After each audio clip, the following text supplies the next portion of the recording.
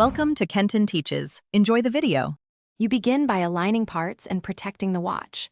Lay the Apple Watch face down on a microfiber cloth. You avoid scratches and keep pieces from rolling. Identify the end link with the quick-release pin or groove. This tells you how the band will seat. Once done, compress the spring bar or slide the quick-release lever toward the center to free the lug. Make sure to keep pressure steady. A slipping tool can scratch the case or fling the tiny pin across the room. You now attach the first link carefully. Insert one end of the spring bar into the lug hole and angle the band slightly to give clearance for the opposite pin. While holding the band steady, compress the opposite pin and guide it into the matching hole. You should feel or hear a soft click when it seats. Once the bar is engaged, release pressure and check alignment.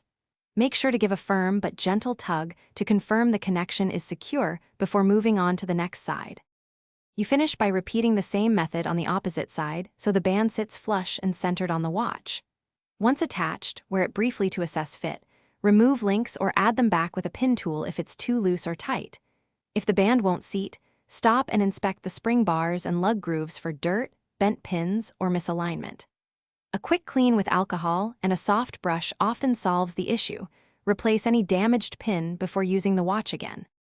Thanks for watching. Please subscribe if this video was helpful.